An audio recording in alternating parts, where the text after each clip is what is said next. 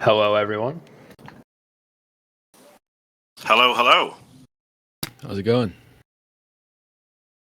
All right, we're just waiting on the other two. It's looking very lively in the listeners. We've got a lot of listeners tapping out at 300 now.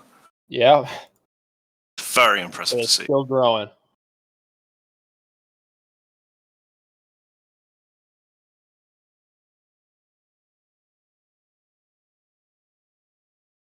Just setting up the actual chat.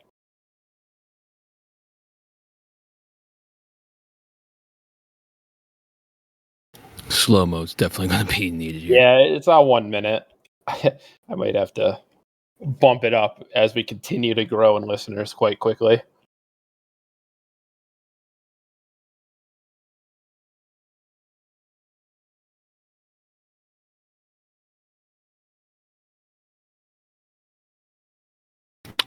Yeah, people posting Rick rolls.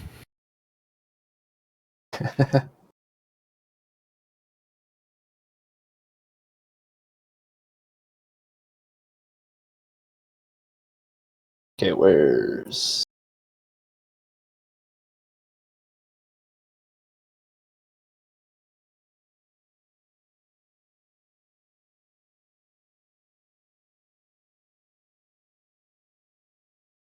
We got some people in the chat asking how long this is going to be, just for clarification. Probably about roughly an hour, maybe a bit more.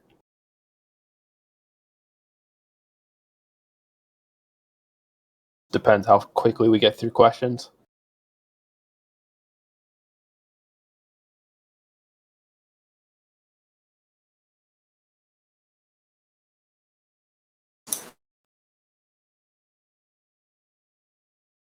Oh, there we go. I figured it out. Nice. Okay, so I'm assuming everyone here has read the announcements, but the purpose of this is just a quick little AMA with some of the developers. I'll have them introduce themselves and what they do at Void. So we want to go ahead and start with I'll put Ropolio on the hot seat. Hello, I'm Ropolio. I'm a 2D artist with Void. I do concept art, graphic design, and some UI stuff. So yeah, I've been with the team since 2019. All right, cool. Pixel? Yeah, I'm the UI UX designer for the game. I joined about February, March last year, and just been working pretty hard. A lot of the time recently been put into the loadout stuff, so keep it going.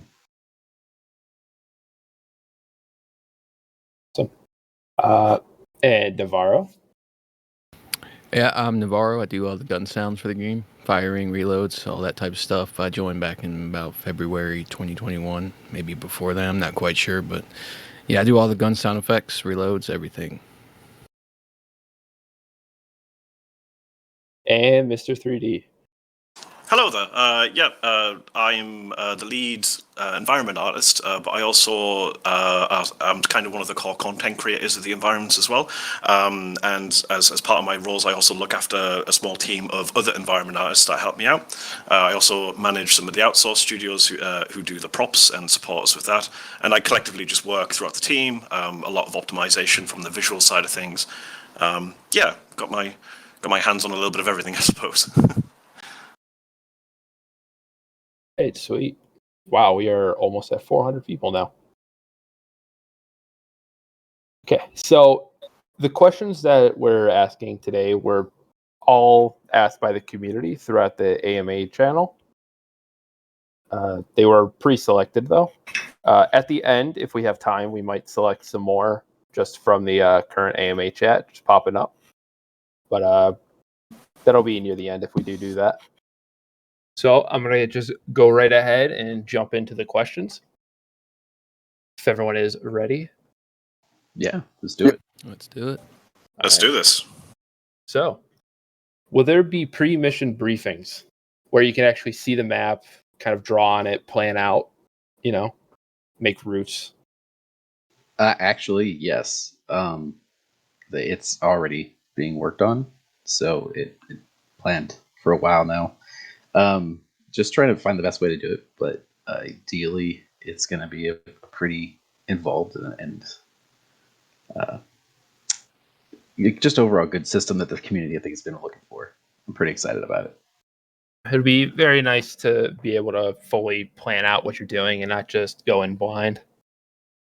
Yeah, exactly. We're even doing things. We're going to look at it's no promises because there's a lot of things going on, at least for the first pass of it. But being able to select like actual level entry points, set different things, and if we can eventually do it, the ability to interact with the doors that be around the map. But there's we kind of want it to have sort of a realistic take, and not every situation is going to have some detailed, accurate blueprint.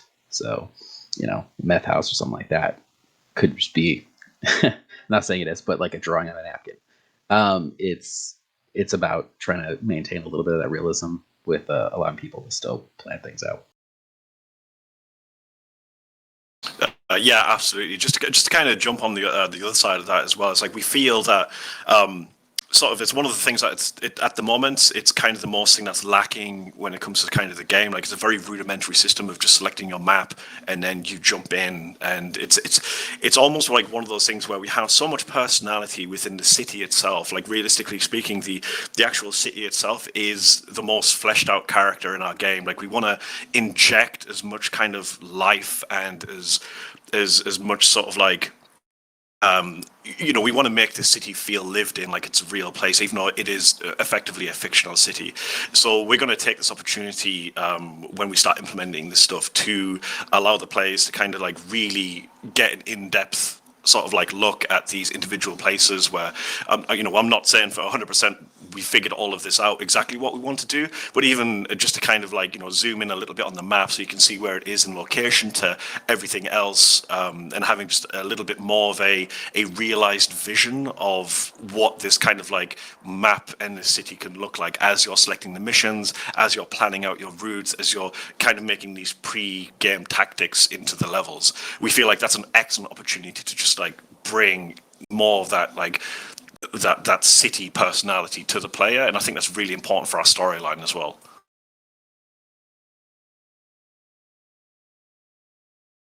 Sweet. Does anyone else want to add on at all? I mean, maybe Sam here. He does probably going to be the one making the actual blueprints, that 2D images. So he's my 2D guy for the UI stuff. It'll be interesting, I think, because SWAT 4's maps and blueprints were pretty interesting. Like they would be on like a whiteboard or like a napkin, or there would be a full-on actual blueprint. So I kind of want to have that variety as well, I think, just because it had some interesting character to like your planning and the map itself. And it sort of prepares you for what you're going into. Yeah, I mean, remember early on when we had some ideas for like the blueprints for hotel, there was talks, because it's been like an old building that's been renovated a lot, that the blueprints wouldn't necessarily be accurate or up to date. So you might have rooms that aren't on the blueprints, or routes that are listed on the blueprints but aren't there actually anymore, stuff like that. So you couldn't necessarily just have some one-to-one plan in the map. Yeah, like the current hotel is like under construction, so a lot of the rooms there that were from the 80s aren't there anymore, or they were being renovated completely. So, sort of that inconsistency you need to watch out for. More on hotel later, because it's probably going to change in the future, get an overhaul. Yeah, that one's always getting overhauls. we'll find it. I mean, it's always beautiful. It's just a matter of how it's running and how it's playing in terms of like gameplay and layout and stuff like that. But I've seen some pretty cool iterations over the past year and a half. Yeah, for sure. And I think it's almost like a testament to us and what we're doing, where some of the earlier maps that we were still trying to figure stuff out on in our early stages of our sort of like development, where we've implemented all this new stuff and we've figured out and we've grown as artists and developers, and we've found what works and what doesn't work. And it's one of those things where I've worked on tons and tons of games at this point. There's usually a point where as you go through the development cycle in the game, the earlier stuff either just doesn't hold up in terms of quality, or maybe the gameplay mechanics have changed, or so I think Hotel and maybe even Port at this point as well it's kind of suffering a little bit from that. These were the first things we've done. We've figured out what we want to do with the newer maps and the newer content, and it's really exciting for us now as we're pushing newer stuff out. Like we get like more and more feedback every time we push a map out. We get so many new players playing it in different perspectives, and we learn a lot, as well as everyone getting a good game to play as well. So we're taking all this stuff that we're learning, and we're either going to try our best to implement it into the old maps, but realistically, I think what's probably going to happen is we'll probably start them fresh, which is kind of a bit of a scary thing, but it's one of those things where that's perfectly normal thing to do in a development game cycle. It's usually better to start fresh rather than trying to shoehorn stuff in on a already broken kind of system. So yeah, absolutely. I mean, nothing set in stone yet. We'll see what happens, but yeah, like definitely for sure, like the older maps, Hotel, Farm, Port, they are not up to scratch with the newer content that we're creating, and we're definitely going to address them. We honestly just can't leave them in there like the state that they're in right now, because they're so different from sort of like the newer content that we're bringing out, where it's just way more refined, it's way more polished.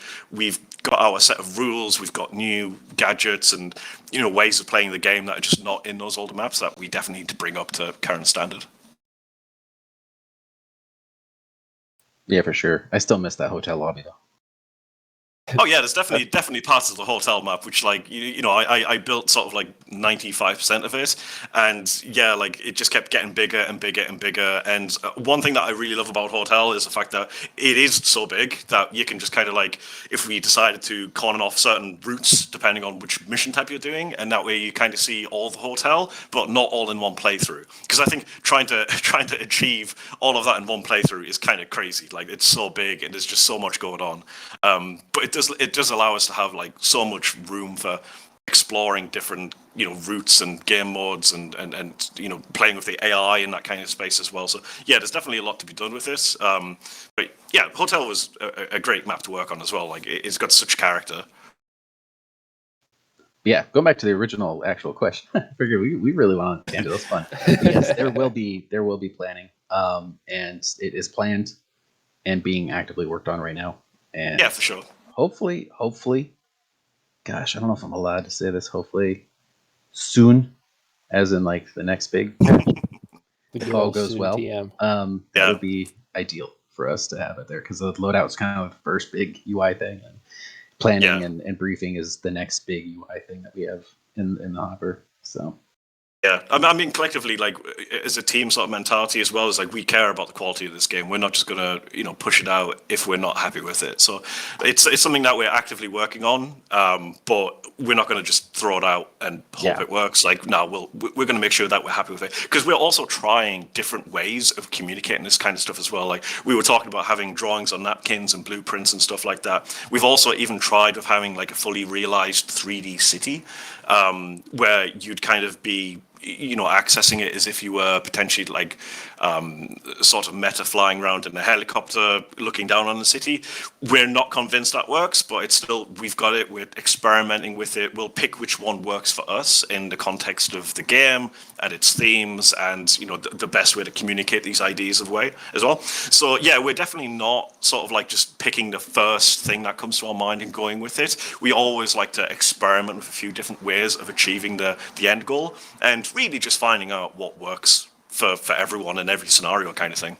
Always a team effort. Yeah, and on the same end of that, we don't want to like push things off for too long, because we also we want things in there that we want when we play too. So the planning thing, it even like with the loadout, things keep changing. till it gets to a place. I always look at everything as kind of like the first pass, the first version. So because there's a point where like, all right, it works, it's functional, it's not it's not bad, it's got the things we want, it could use more. Let's get it in because we want to play with it. All right, okay, we got a lot of info from one question. Yeah. Nice. Okay, so moving on then. Have there been any thoughts on creating some sort of system to indicate or hint towards the direction of the final objective? Because, it's always a bit obnoxious when you're stuck trying to find that one last civilian who's running around somewhere. Yeah, absolutely. There's Zach is always working on the sound stuff. He's working on sound occlusion, and so if you hear a civilian walking above you or doing something like that, you'll be able to tell directionally where these people are now. And I don't know about the items, but I know that characters and hostages will be making noises through the walls and through the roofs and all this type of stuff. So yeah, definitely gonna work on stuff like that. Is there Yeah. any Sorry. ideas for 4 items like the meth? I'm not sure about the items. Somebody else will have to answer that. I just know that Zach is working on stuff like sound occlusion through walls, so it'll be easier to find, last suspects and last civilians and hostages. I can probably jump on with the item stuff. It's again, nothing set in stone right now, but we've talked about a couple of ideas where, at the same time, we don't want to make it super easy for the player because we're just not that kind of game. So the idea of having some kind of HUD or reticle that kind of points you in the right direction, that's not really for us. So one thing that we were talking about at one point is maybe potentially like if you've been playing it for a while, and you're still struggling to find that last objective, we might have sort of like tangential clues that may or may not come in through the radio as a working example. Like we still want it to feel grounded, like you're in this scenario. So the idea of having any kind of like a HUD, I think, is going to sort of like take the player out of that scenario. So there's a ton of stuff that we can do with the walkie-talkie and the mic on the on the player character as well, where maybe there'll be like hints that come in, or just general chatter between the SWAT officers, like, maybe as a working example, like, on the meth house, it'll be like, it comes in that intel, that there might be a meth location on the second floor or something like that. So it just kind of guides. Maybe even the suspects yelling stuff out. Yeah, for sure. Absolutely. Yeah. Like, we want this to feel natural, like it's happening in the world rather than that kind of gamified, if you want to finish your quest, follow the thing to get to your objective kind of thing. So there's definitely a lot of things that we can do with this kind of stuff, but at the end of the day, we want it to feel like it fits within the world. It's just trying to find the balance of realism and practicality. Yeah, for sure. Awesome. And I can also say that there will be no like UI element that'll point you in the right direction. HUD is gonna always try to be as minimal as absolutely possible. Yeah, we're trying to be a hardcore shooter, so that's going to be as like minimal as possible. Waypoint markers might look a little weird. At most, it'll be context clues to really in-game stuff guide you. Yeah, like sprinkles of meth on the floor. Something like that, maybe. We've already got like tons of environmental storytelling, and I think a lot of like what would help as well is just refining that down. So it seems a little bit heavy-handed, but having a clue next to a light, it's a little bit heavy-handed, but it works, and it's a very clear visual marker for the player to go to this point. These are all things that we'll just refine the further we go down the line. It's where we are right now is we're just trying to like throw everything in and get it working and get sort of like the quality there that we want it to do, whilst figuring out how the game plays, where we're going to put these objectives, all these other different things that kind of stack on top of all that stuff. And then, we'll go through and refine that so it's just like the best kind of player experience that we can like get from all this stuff. Yeah, for sure. Like the bathroom, with all the meth on the shelves and everything. That's definitely an area you'd be looking for, evidence.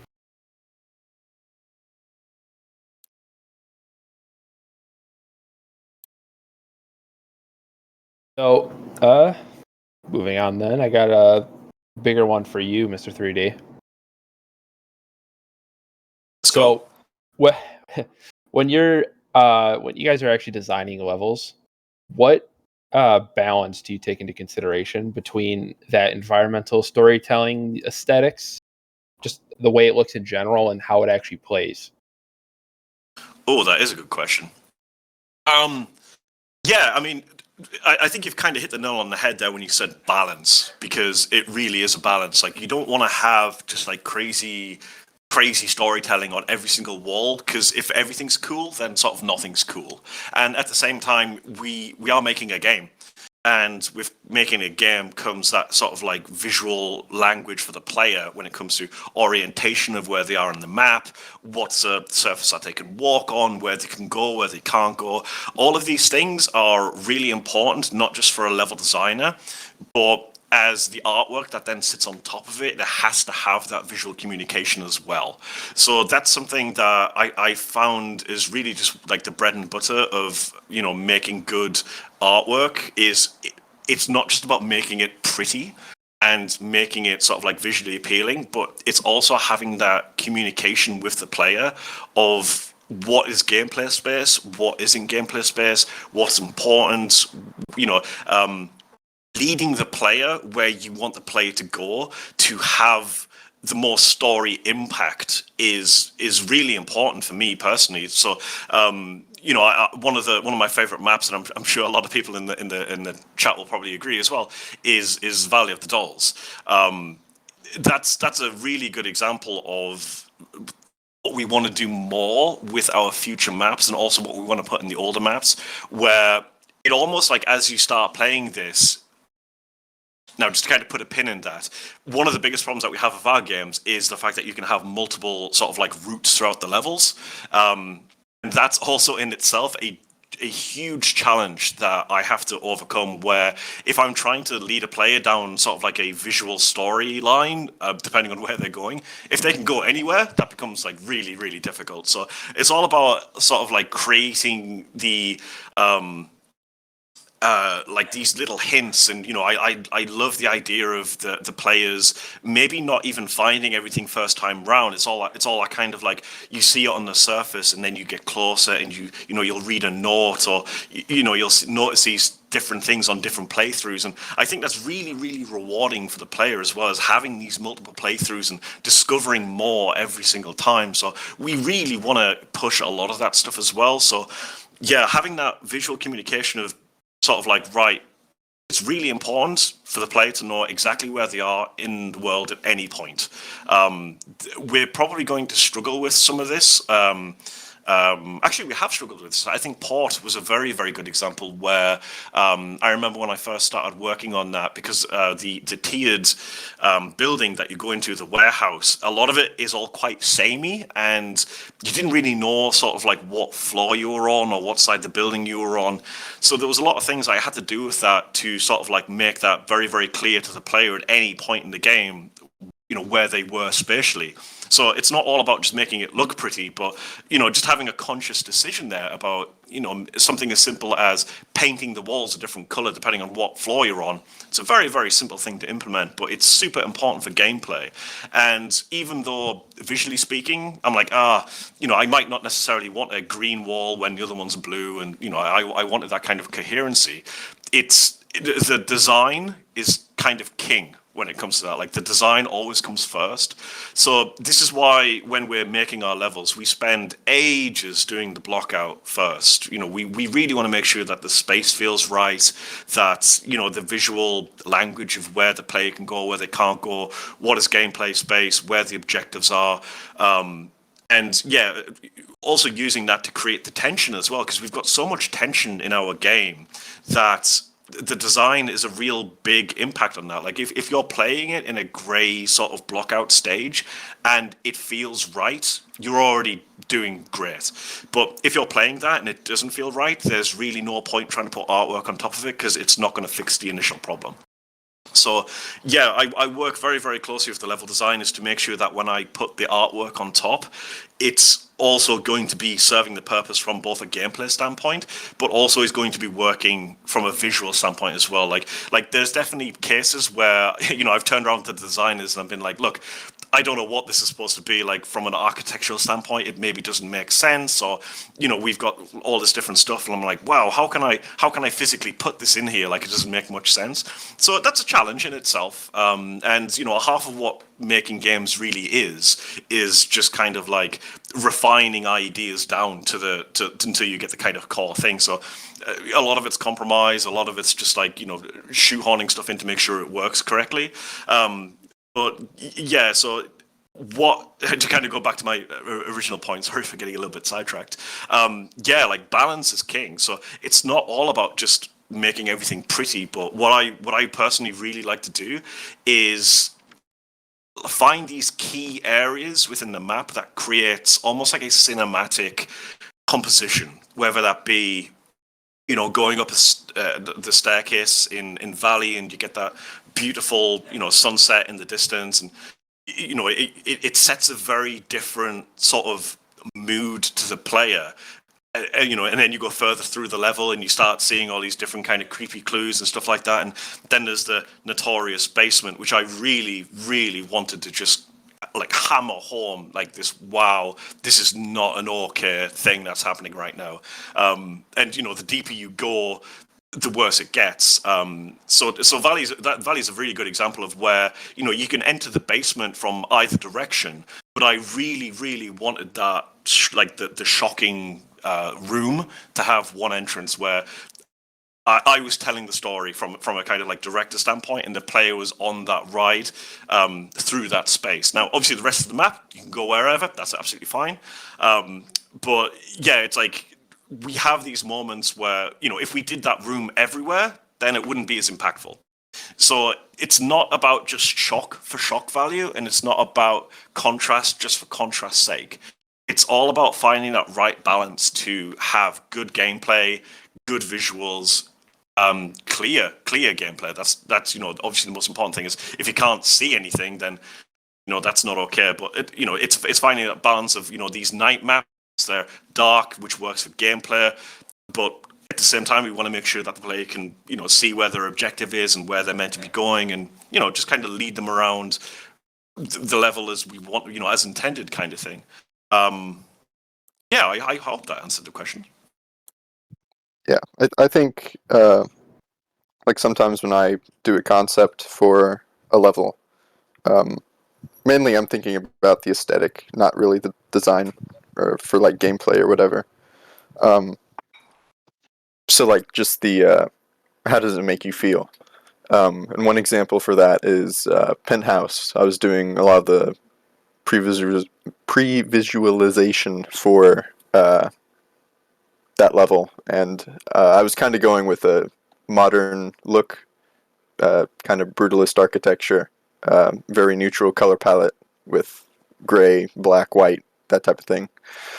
And ultimately that sort of evolved into sort of a 70s aesthetic, and that type of thing is pretty common. A lot of the time the designers have like a better idea than what you had envisioned beforehand, and they just completely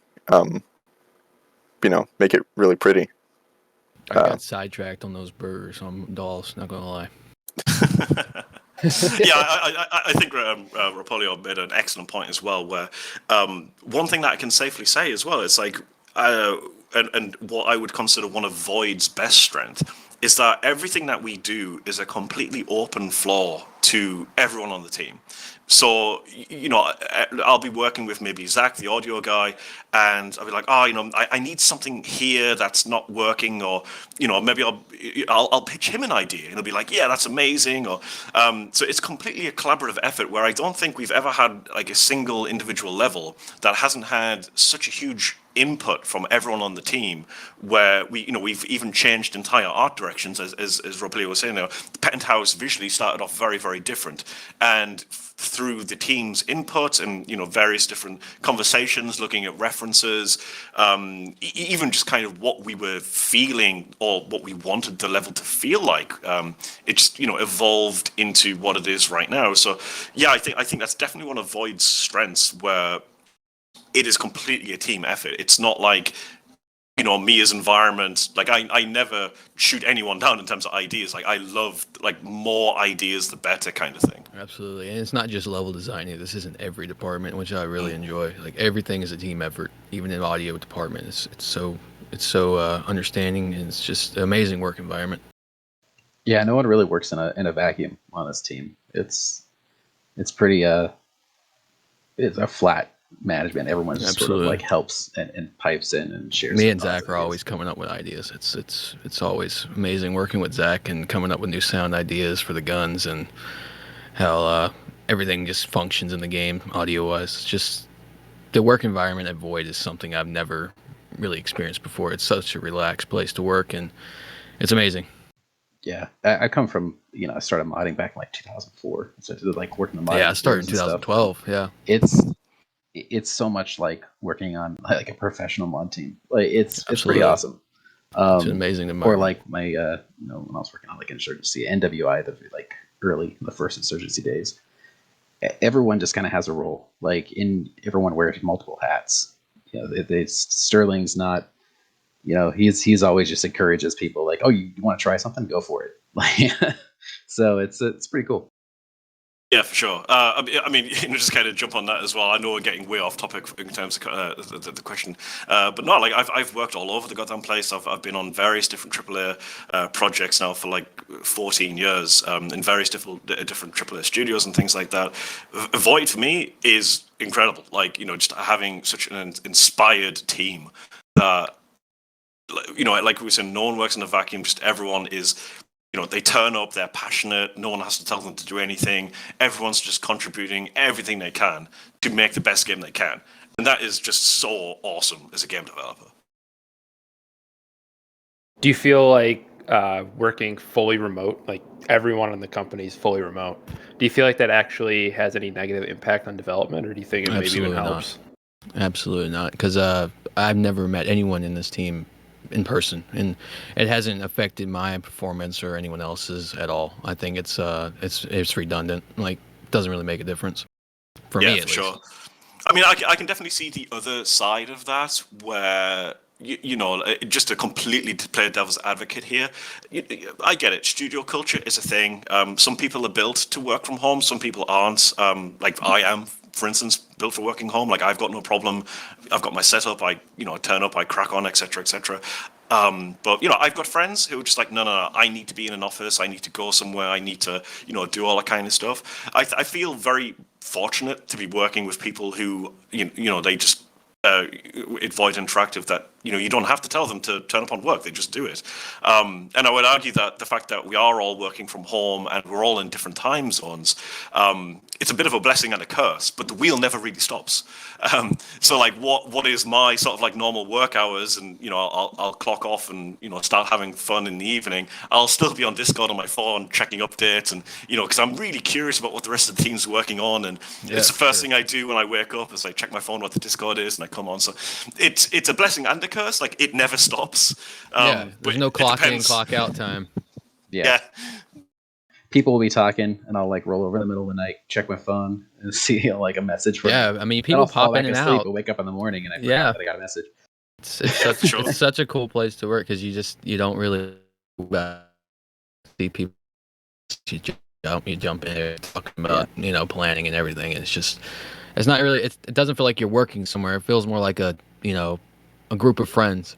Yeah, it's like it's what I was saying. It's like a mod team that's like a professional mod team. It's just passion based. Like everyone's just having a. And that's what keeps us running too, is passion. Yeah. It's like it's the main thing, making something good for everyone to play and making sure it's polished. People don't want to stop working. Like you have an office and everyone's going in 9 to 5, and then when 5's done, they're like, I'm out. Like I'm checked out. I'm not doing it. Yeah. Here, people get to do it. Like if you you wake up and you want to do your gaming in the morning and then you start working. Like whatever it is, it fits your way, and so you feel more inclined to just work whenever. Yeah. Yeah, whenever 100%. the feeling strikes you, you just want to work. Yeah, And it's pretty awesome. and especially because of COVID as well. Like I think the entire games industry as a whole had a little bit of shake-up during COVID, where suddenly everyone was forced to work from home, and like I was saying before, like that worked for some people, that didn't work for some people. But I think it definitely changed sort of like how we think about developing games now. And now, obviously, we've been going for a little bit longer than COVID was a thing. But for us, it never really it didn't change anything. It was just like, oh yeah, like our average day just doesn't change, like whether there's a pandemic going on or not. Like we had this amazing workflow where we don't mess around, we turn up, we work, we're passionate about it, and like it's not uncommon for us to be just working outside of hours because we want to do it, not because we're forced to do it, not because we're crunching, not because of any other reason than the fact that we want to be here and we care about making games and we want to make the best game we can, really. Yep. And like we still try to keep it social. We'll talk a lot in dev chat, but also maybe just idle in a voice chat, and people jump on and just talk while we work. And I think some great ideas even come from that as we just brainstorm and shoot the shit. Oh, for sure. Yeah, absolutely. It's going to be very exciting because a couple of us are going to Gamescom this year, and it's going to sort of be the first time we realistically meet collectively in person. So that's going to be quite interesting. I had no idea about that. That's crazy.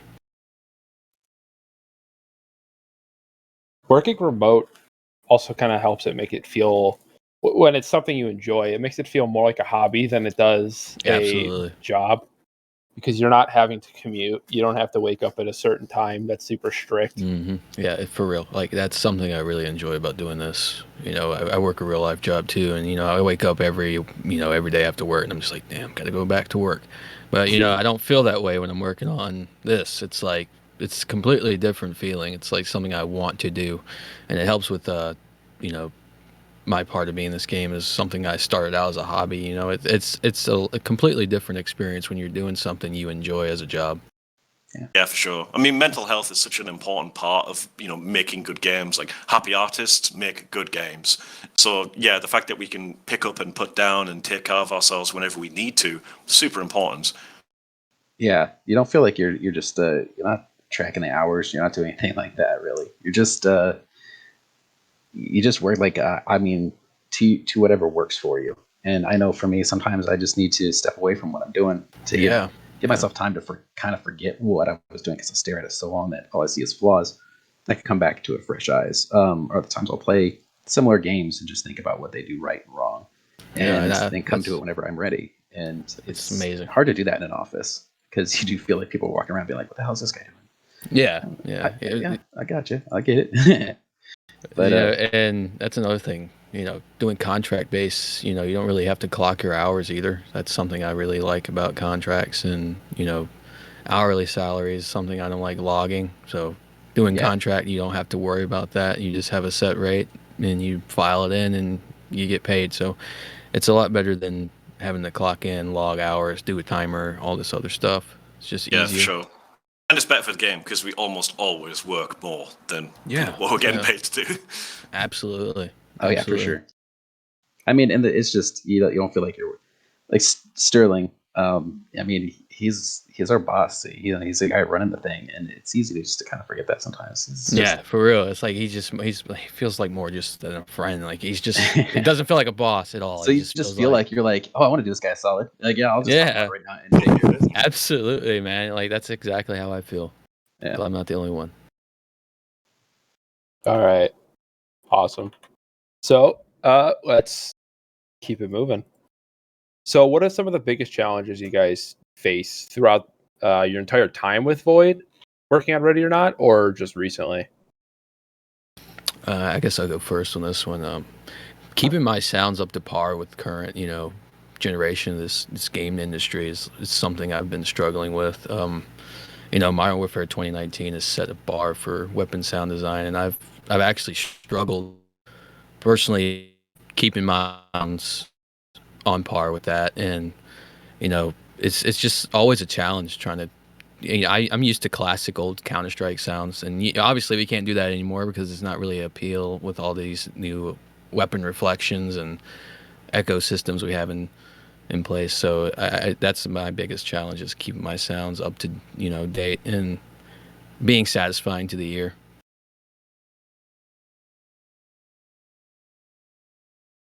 Anyone else? I guess I could go. So I kind of started or like got into the games industry when I was kind of young. I think I was like a junior in high school when I first joined the team.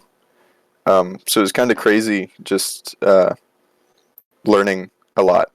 Like I had never done concept art before, or UI or anything like that. And people would just come up to me and it's like, "Hey, you're a 2D artist. Can you do this?" And I'd say, "Sure." I'd never say no. I'd never turn down what they asked of me. And I think that kind of motivated me to just keep doing better, keep learning, just keep growing as an artist, especially in concept art. I think I started that. I don't know if I mentioned that, but like two-ish years ago. So it's been really cool just learning all these different techniques of designing characters and environments. Yeah, it's really interesting and fun. Yeah, for me, I mean, we've got so much content that we're trying to produce, and we're a very, very small team. I know, for so many other developers, it would be so easy to just kind of do a few maps, very, very simple, very, very basic, collect a paycheck, go home. We're not even thinking about that. We just want to make as much content, and at the end of the day, we're doing this for the players. Everyone who supported us has sort of made this happen. So we very much want to give that back. But we're such a small team, and trying to keep up with the quality of massive AAA studios who have thousands of people working on certain titles and dedicated teams to solve certain problems. That for us, well, for me personally, is a really, really big challenge. We don't, as a working example, we don't strictly have a dedicated lighting artist. Any of the lighting is something that I also do myself, and I know Sterling jumps on occasionally, and we all kind of support each other. It's not for lack of trying. The games industry is also in a weird flux where it's really hard to find senior developers these days. They've just kind of dried up, I think, because of COVID and various things like that. So we're a very, very small team trying to make an astonishing amount of content, whilst also trying to make it as AAA quality as we can, despite the fact being a tiny indie team. There's a lot of things to juggle, and trying to do all of that as well as have it optimized so everyone can play it. There's a lot of wheels turning. So yeah, I think the biggest challenge for me is just trying to get everything out on time. We want to keep maps coming out to the public as much as we can. So every couple of months, trying to take a level from grey blockout to a final finished state with all the visuals, all the new models, and all the new textures. Because we basically hand make everything. Yeah, there's a few things that we buy on the marketplace every now and then, and for sure, there's the Quixel library, which is very useful to lean on every now and then. But there's so much in our game which is just so bespokely made. And yeah, that stuff takes time, and it's a lot of effort, and it's great doing it, but that's a struggle, Sweet. Yeah. I know, for me, one of the things is it's just the game's constantly, evolving and changing. And so even the UI requirements. So what will exist with data that I can get, but also need a plan for data that we don't have yet that we want to have later on. So I'm pretty much starting from the ground up with all the different UI things and trying to take the systems that existed and set them up in a way that I can use them now for new things, and then also plan for what we want to done in the future, in terms of weapon customization or something like that.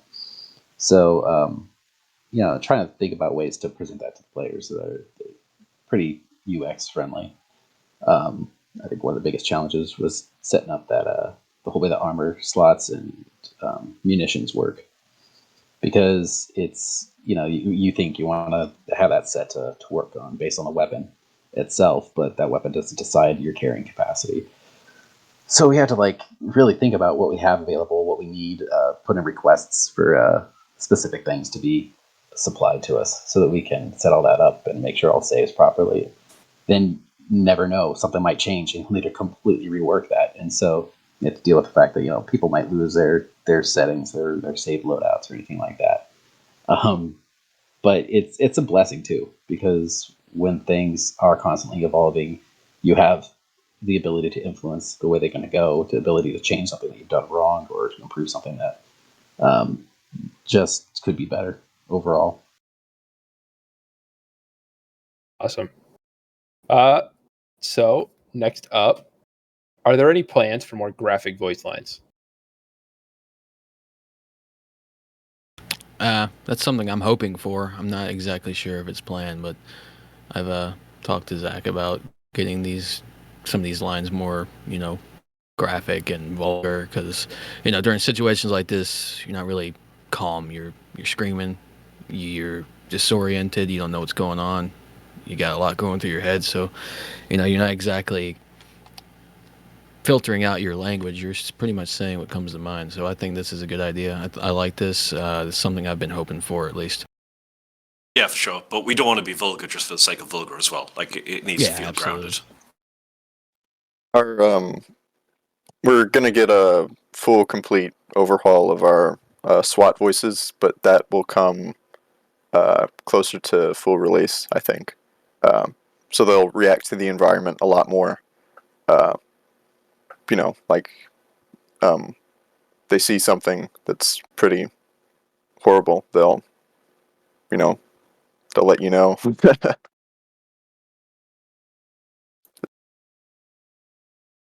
Cool. Yeah. Some more graphic voice lines will definitely add a lot more character to a lot of the suspects, especially. So, are there any plans to do a rework of the HQ?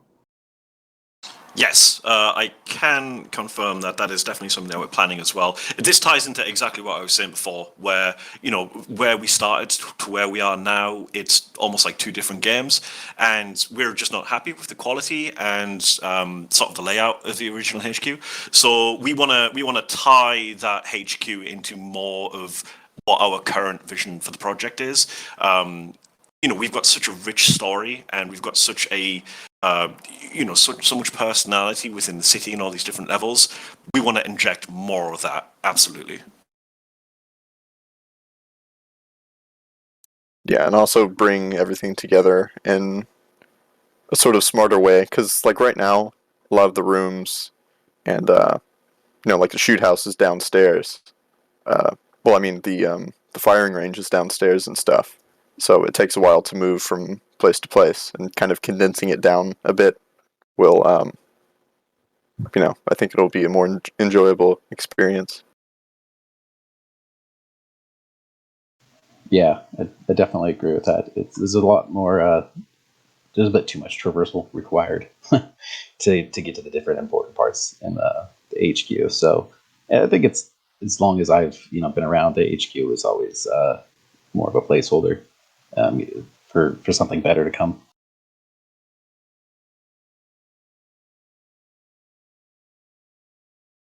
Sweet. So, some of the maps seem to feel a little bit maybe too big or too much for the amount of players you get, combined with how much ammo you have. So things like Hotel Raid.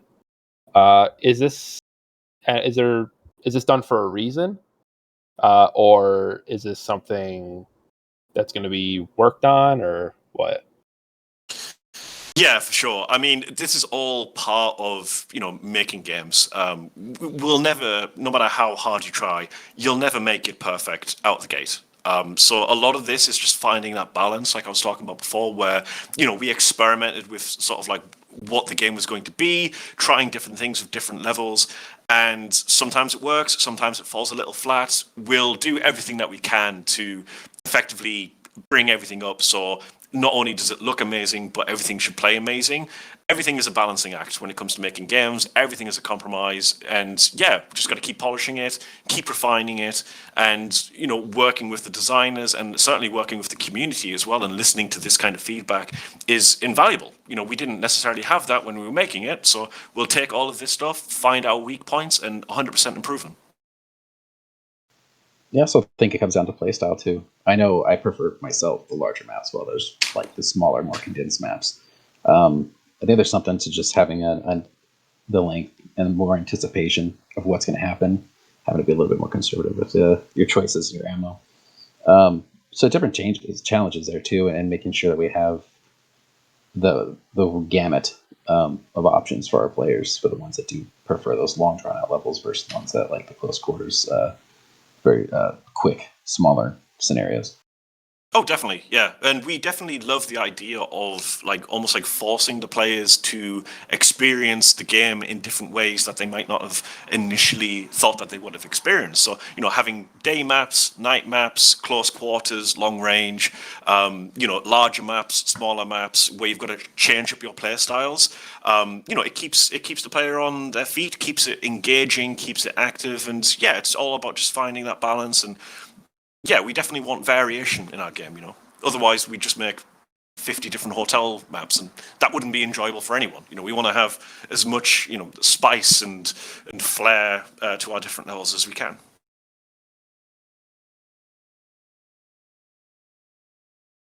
Yeah, I think definitely having variety between small, medium, and large maps, and also keeping them visually distinct.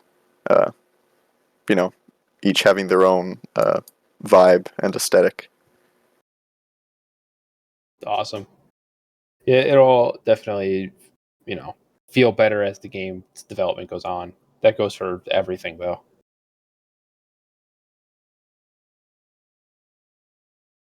Okay. So, how exactly are weapon sounds created?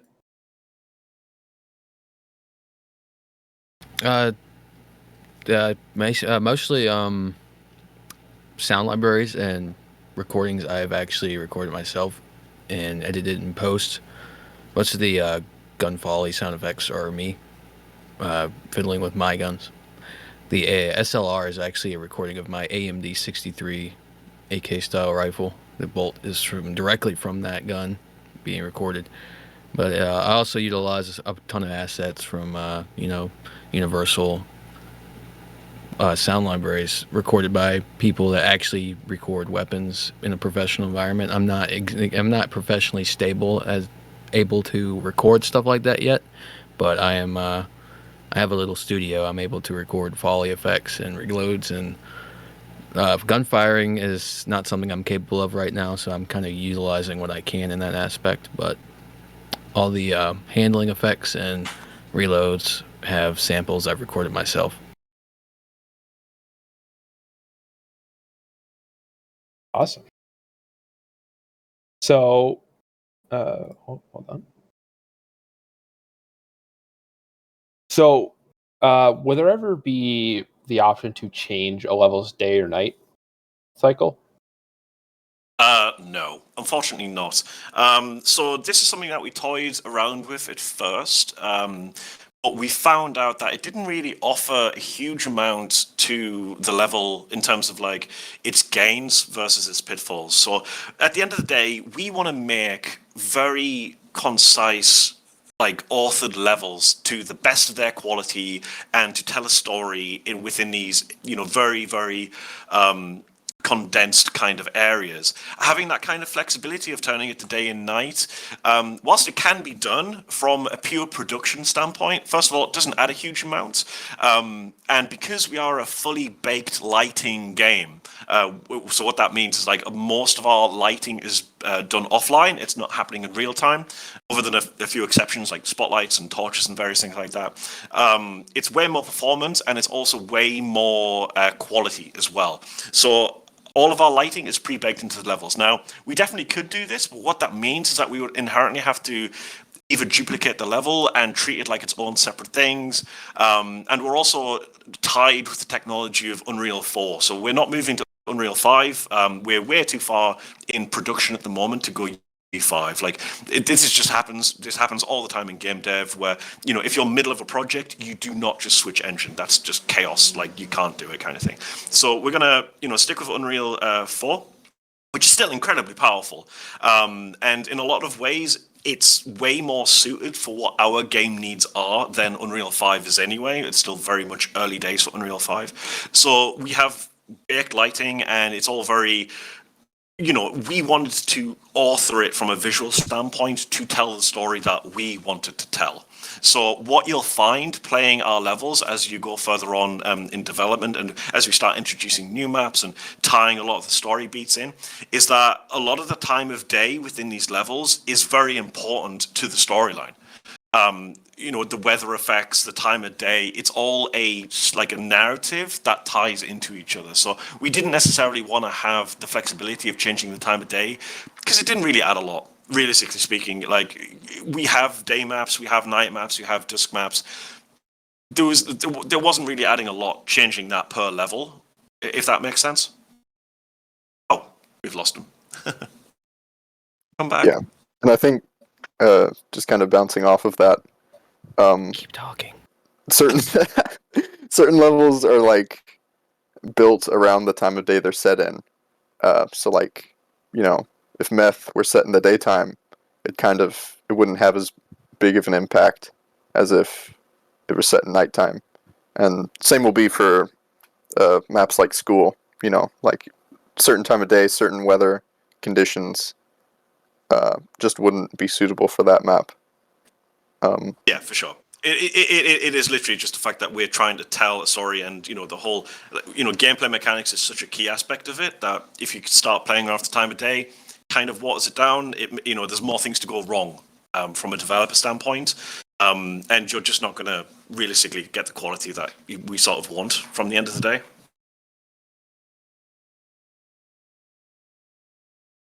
So it's just all about keeping them looking exactly as intended.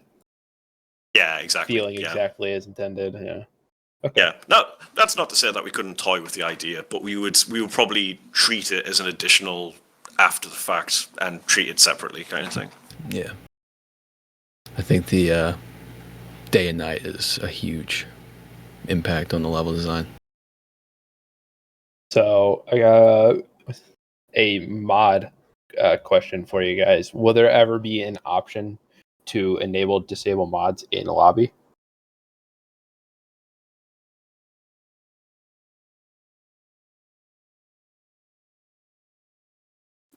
Uh, Or is that something you just can't answer right now? That's hard to answer for me because I don't know anything about it.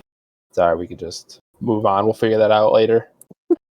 I was hoping Mark would have something about that. Oh, do you? I don't know. Oh, he's muted. Yeah. No, I do not understand mods. I am but a humble artist. I make things pretty. Me too. Different Absolutely. department. Yes. If Ollie was here, maybe we'd have an answer. Yeah.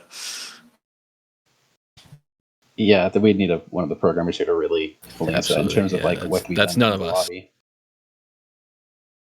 So, will there be a pass on ragdoll incapacitation animations and SFX to go with those? Yeah, I mean, I can probably blanket statement answer a lot of these questions by just saying we're intending to improve every aspect of the game. There's nothing that we're shelving and being like, oh yeah, this is done.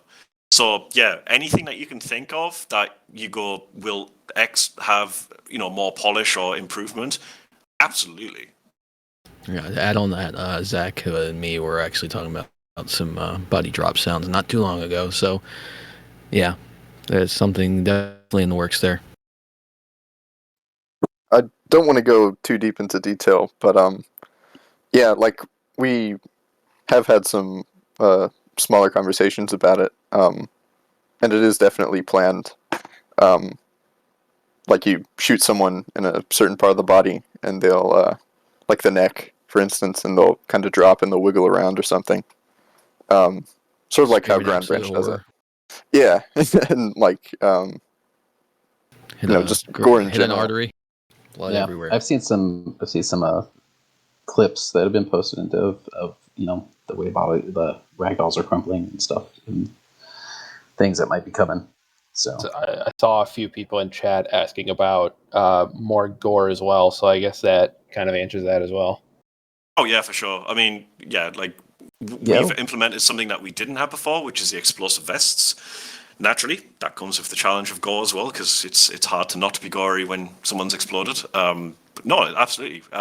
It's one of those things where we don't want to just shock people for the sake of shocking. Like it's going to be realistic, and absolutely, blood comes out of people, and it's fairly gory, and we'll do what we can to deal with it in a tasteful way that really, again, it's all about player experience within our game.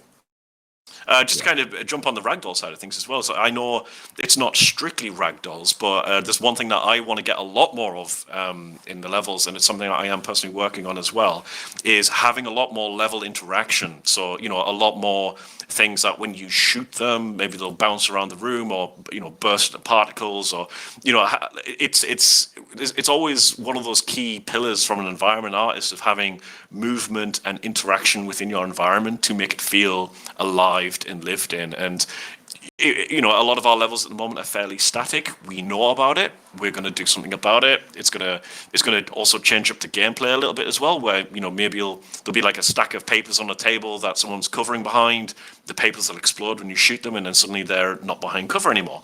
Little things like that. It makes a whole difference to how players play the game and things like that. Yeah, and I was in NDA, and I had a big conversation about interactive ragdolls interacting with the environment, like Grand Theft Auto 4.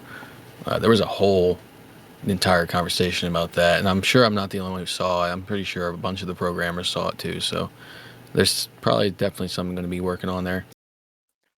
There is one thing I don't know. Again, I don't want to go too far into detail, but one thing we're kind of looking into is head deformation. So you shoot someone, depends on the caliber, I think, and there'll be like a preset head deformation that happens. So like their head will cave in or something. I don't know. It's still heavily work in progress, but it's something we're kind of thinking of. Yeah, sure. I mean, we have such focused environments that it definitely lends into sort of like what our game is, where you use Grand Theft Auto as a working example, where they're a massive game. They've got so many different systems, and they've got so many. They have to cater for basically sort of like every scenario happening, and this is why a lot of it kind of it's amazing on the surface, and then it kind of falls apart when you put them in a certain scenario. Our levels are so focused and so tight, and it's so authored to exactly what we want them to be, that we can just spend all of our time, well, not all of it, but you know what I mean, refining a lot of these things that just brings the immersion way up, whether it is, someone touching a counter as they walk by. Not saying that we are implementing it or haven't implemented it, but it's definitely not out the realms of possibilities of just being like, yeah, we know where this counter is, we know where the AI is and what they're going to do. We can have that interaction and, just build upon it from there.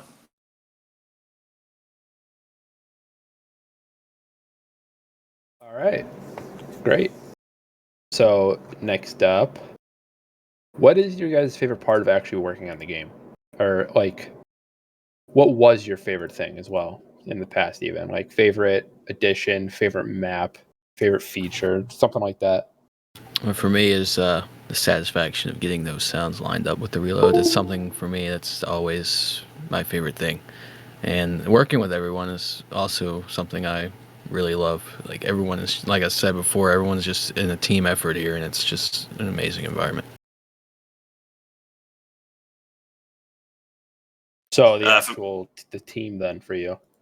Yeah, pretty much the team, and I am really proud of my work on the guns in this game. Not to boast or anything, but I think I've done my best work I've ever done on this game. Yeah, I mean, absolutely. It sounds a little bit weird me saying this, but I'm very much looking forward to the future because we've improved everything so much in the last couple of months, and we've refined our vision, and we've improved as people in terms of like how we've upped our skills. So everything that's going to come is going to be the best thing that we've done, and I'm really looking forward to that. It's so easy to look back in nostalgia and be like, oh, this is amazing because I did it. One thing that I will happily say is that we're always improving, so we're never stopping. So there's none of that looking back and being like, yeah, this is amazing, leave it alone. It's like, nah, the future's exactly where everything's going to be. Yeah, I think my favorite part is, seeing a character or a map being designed from the ground up and then seeing it finally implemented in the game. Seeing it start from a concept and then block out and then like all the art being added to it over time is really satisfying to see. Yeah, I always like that. It's one of my favorite things, just to see how things build upon themselves and get better and better as they go. So levels, designs, it's always nice to, I mean, I'm usually just in like a UI test level where most half the time anymore when I'm doing the loadout, I'm just sitting in the station, just launching it, jumping the loadout, and stuff like that. So I'll jump in the game and I'll just see how drastically a level's changed. And it's pretty shocking, but always really cool. So seeing people always praise your work is like something that just makes you feel great, and you did a good job, and people enjoy it. It's something that is unmatched. Yeah. Oddly enough, I've got a very specific key memory where I was testing the game, and I didn't know that this was a feature at the time. But I shot through a door thinking someone was on the other side, and then I heard the groan of oh, and then the plunk as they hit the floor kind of thing, and I had to pause it, and I like had to check in with myself and like realize like, wow, we implemented a feature that let us know we've hit someone on the other side of the door. Otherwise, I wouldn't know I've killed someone. And the fact that we as a team thought about it, implemented it, and it worked so efficiently, that for me was just like that is so awesome. That is so cool. Like I want and need more of this in my life, kind of thing. Yeah, seeing concepts and block maps going from that to actually in the game is something unmatched too. It's just so satisfying to see something finally finished.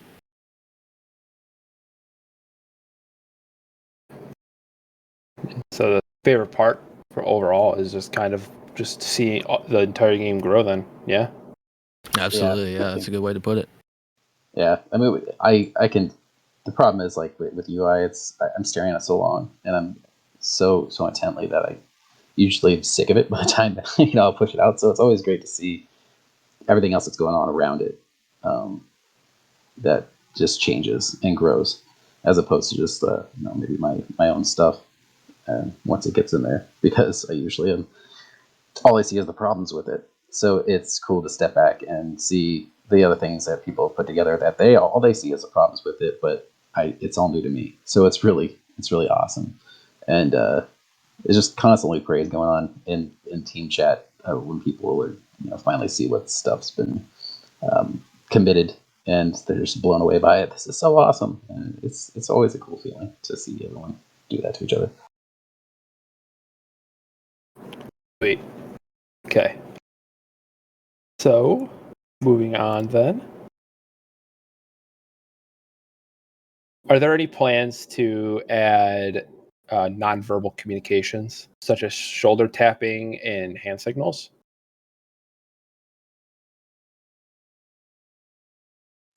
That is Yeah. an excellent question.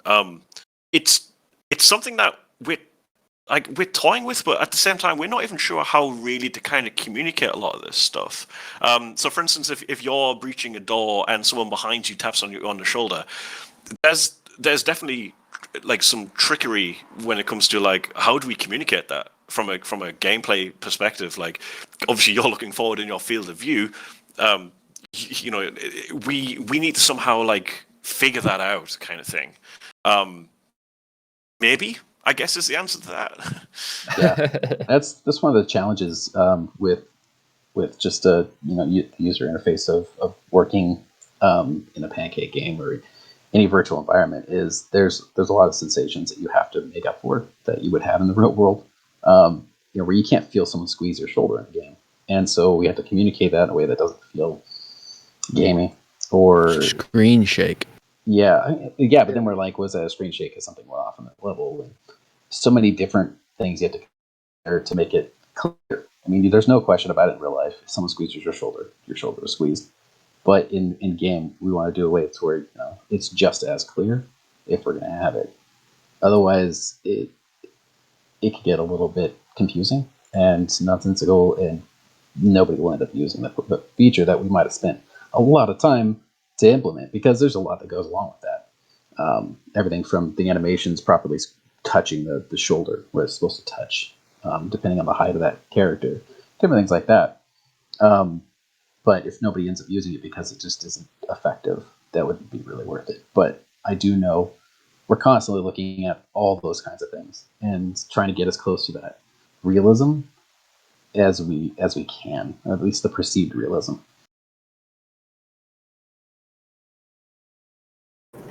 Awesome. It would be that nonverbal communication would just be really cool to feel like when you actually get it going good. Yeah, it would be awesome. It really could be cool. Since like voice, it's always pretty much one level. No one's really whispering in that. Or trying to speak quietly. So I have some sort of nonverbal communication in the game. Beyond just maybe hand signals or something like that would be really cool, and probably a first. But if we can't figure out how to communicate it properly, then it's not going to really pan out. Like a wheel could probably work, wouldn't it? Like an emote wheel. Yeah, it's just about like, so if you're the person whose shoulder's being touched, how would you? Yeah. That sort of thing. I think the best way to do that is a sound and a screen shake. Yeah, like a pat sound. On that speaker or something like that. But yeah, I'm down for it. I think it's awesome. It's just about it's a good idea. The user experience is there and justifies the amount of work that I have to go into like all the animation. Yeah, and you also got to take into effect that it could be used against people trying to play the game like they want to. It could be used in a negative way. Yeah, there's always going to be trolls that'll do something with it. So how many design iterations do levels actually go through? It depends on the level. We've had some good luck where obviously we're a fairly small team of designers and environment artists, where sometimes levels have just worked. Sort of like first or second polish out the gate just worked. Other levels, we're talking months just trying to figure out how to get it just working and feeling right with the kind of the architectural style and what we're trying to communicate to the player and where it's set in the city and stuff like that. So yeah, honestly, a lot of it is just, it all depends. Sometimes it just works, sometimes it doesn't. Stuff like, we're doing a hospital map at the moment, and I think a lot of those kind of like hospital, penthouse, penthouse is a pretty quick one. Those kind of like interior levels where you have corridors and set rooms, and they're all based around like a certain architectural style. Those tend to lean into development being quite quick from a blockout standpoint, because usually I just get a bunch of cubes where walls and doors go, and I'm like, yep, that's fine. I can absolutely work with that. That's not a problem. You have something like Farm, on the other hand, where it's a mixture of organic, and there's tunnels, and there's these more like Spanish influenced buildings and like townhouse, sort of like country houses kind of thing. A lot more things go wrong, with lines of sight and just trying to figure out where and how things work. So yeah, entirely just depends on the level. Yeah, I think like Gas and Hotel have gone through like 4 or 5 or even 6 iterations. Like I think originally when they were first designed, they were designed based on look and not really gameplay. So, I mean, they would look pretty, but to play through. Just the layout and the way AI sort of interacted at the level just kind of sucked. And so, they were rebuilt, restarted. So that's kind of explains why some of the older maps have gone through so many iterations. Yeah. So, will procedural prop generation ever be added? This is an interesting one. This is something that I have spoke about before, and we've had this discussion. Probably not. Now, the only reason why this is it kind of ties back into what we were saying before about how we wanted to make this very focused, like, set level where it's not a massive open world game where we need procedural systems to essentially fill in the content. It's a very focused, smallish kind of levels where we want to tell a very specific story, and at the end of the day, gameplay is absolute king. If it doesn't work, if it doesn't feel right, it's not going to work for us as a game. Now, the moment that you start implementing sort of like procedurality of even if it's set cover points, where let's say you've got 4 or 5 different places in the game in the level where we can either turn cover on and or off or change the kind of cover. It can be done. Like, it's not exactly against the tech. Like, that's fine. It'll reduce in quality a little bit because that means that those assets aren't baked. There's a cost that comes with them being dynamic. And the problem is that it kind of breaks the gameplay a lot. Even if it's tailored like 100% for every single one of these possible scenarios, it's not something that we can cater for every single time you play the game and it gets randomized. So probably not. What we're more interested in is procedurally generating what the AI does and how it interacts with the environment. So instead of changing the environment around the AI, leaning into the fact that the AI effectively, it has a brain, and we want these characters to work within the environment. So whilst on one playthrough you'll have someone hiding under the bed, they might not be there the second playtime. They'll be in the wardrobe or wherever else. So it's effectively the same kind of system, but on its head in some ways.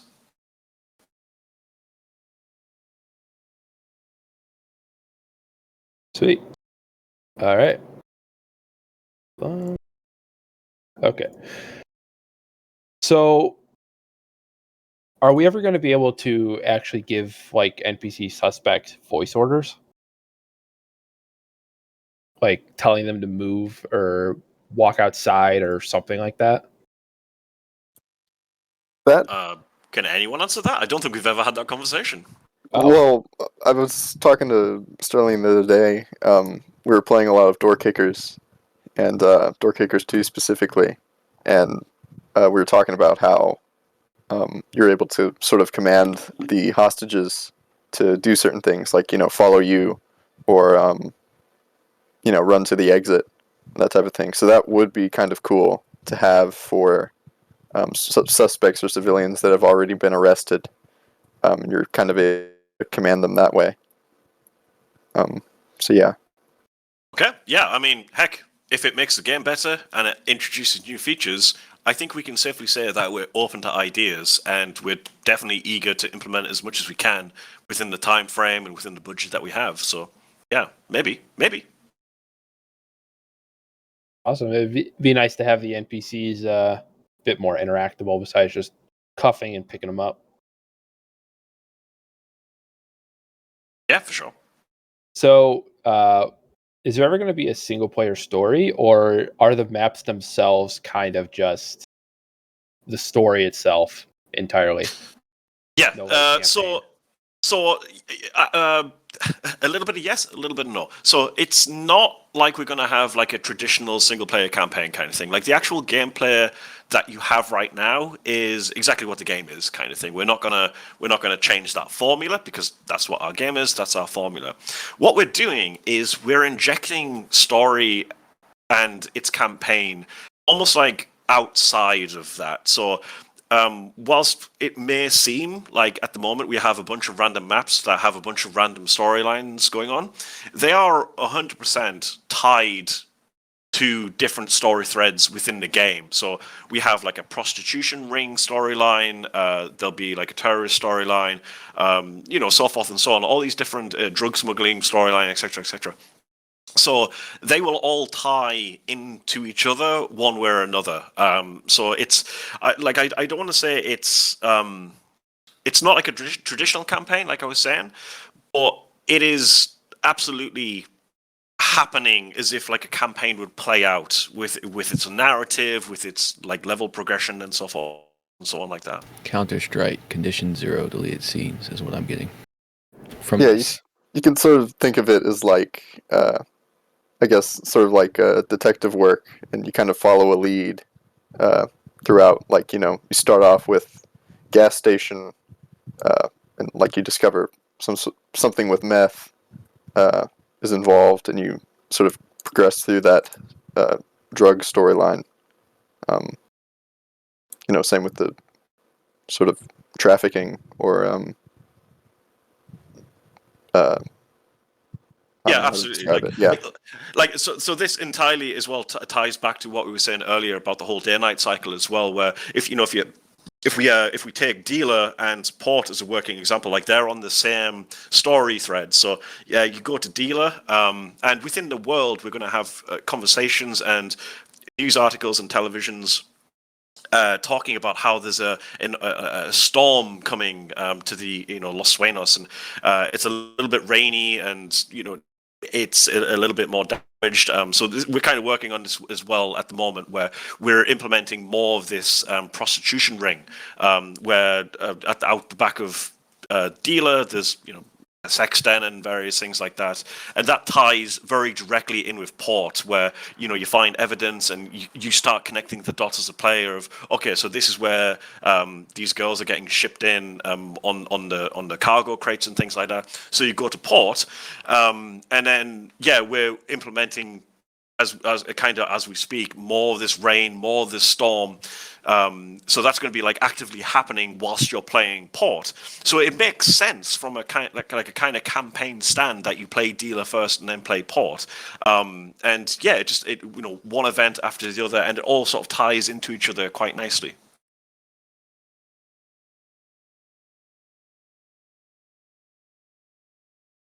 All right. And will the sniper role ever be implemented? I mean, it's definitely something I'm a proponent of. So I guess it's just about seeing where things go. Because right now it's about the core, SWAT gameplay of moving through and doing things. But there's always that on the table, that role as sniper. And if it would be great to be able to see him set up in different areas. I think a lot of people on the team want that. To look into the Overwatch and stuff like that. So, yeah, I mean, it's definitely talked about. Maybe for some levels and not all, because some of the levels just aren't particularly set up to support someone from the outside looking in, like for hotel, for instance. Hotel, I was about to say. But that's something I'm in support of. That's something I've been actually hoping for, because I want to make some sounds for a sniper rifle for sure. But yeah, like Deadpixel said, we're primarily focused on the entry team and the SWAT officers themselves that actually entered the building. Cool. And a lot of people really want that something like the SWAT 4 sniper that you get to take control of. It was really fun. Okay, so I think now we are good to start moving on to questions from within the chat. If you guys want to start picking out a couple and seeing what you want to answer. I can have a look through. I've checked ones with my names and ones that mention me, and there's not that many, but I got one. Go for it. Casual Center asked me, can you describe the process for weapons research? Is a big focal point for players on how they are added. To my knowledge, weapons are added based on what NA SWAT teams use. Can you go in depth with that? As far as I know, weapons for the SWAT are relatively realistic, but the SLR appears, so obviously that's not standard issue for a SWAT team. So I think it's mainly realism, but stuff that people want to play with, something that they want to see in the game and use. So the explanation I've used, it's not really official, but Los Buenos police have like a system where you check in your own weapon and register it with the police force. So that's the explanation for that for me, but it's not official. It's just how I go around with it. But yeah, weapon research in general, I just I got vast weapon research knowledge. I've handled a bunch of firearms. Got friends in the Marines that can relay information to me firsthand from their experience, and I own my own gun, so that's how weapon research goes in that regard. It goes one step further than that as well. So we also, the two members that we have in the UK, which is myself and one of the designers, we took a trip up to the Royal Armouries in Leeds, where they have just hundreds and thousands of guns. It's kind of like the UK's equivalency of like a museum, but it's like the secret museum kind of thing. And that was an amazing experience where we just got to ask these experts of firearms, all about basically anything that we needed to know about guns, and we got to play with them is the wrong terminology. We didn't fire anything, but just the action of like loading them and reloading them, and there was so much about guns that like I kind of know, but it was totally different holding them. Like, I didn't realize how much guns rattled, or like how light certain aspects were and how heavy they were. And this is definitely something that, again, I'm not exactly part of the gun development on the team, but that was an amazing bit of research that we could bring back and be like, oh, hey, this is something that we never thought about. There's a YouTube channel from Jonathan Ferguson, who works at the Royal Armouries. He did a review of our game, and he gave us his expert opinion on some of our weapons. He was the guy that was a curator of the museum. So yeah, we've got like people who know their stuff. We are absolutely 100% working with them to make sure that we get it as realistic as we can. Absolutely. And to add on that, we actually have a guy from actual SWAT team in our development team that provides insight on what type of gear and what guns and what type of tactics and everything. He's provided so much information to make this as almost as close as possible. This guy is a valuable asset. I mean, he knocks everything out of the world. Everything he provides us is insane. There's so much information on their equipment, their tactics, their just everything in general. It's amazing. Yeah. Sorry. I was just gonna answer a question I see pretty commonly about the school mission. I was literally just about to jump on that as well. Yes, I would love, because this comes from Nicholas, I would love to share some information on the school level. So yeah, this is an excellent platform where we actually get to tell our side of things. Because, we've had so much bloody controversy over this suggested school level, and it feels so like we've just been jumped on by the media, like Kotaku and various things like that. And it feels entirely unjust, because, we've done nothing sort of like every stage that we've had the opportunity to be like, we're trying to be as tasteful with this kind of stuff and as tactful, and we're not just doing shock value for the sake of shock value. Like, that is so far against of what we're trying to do.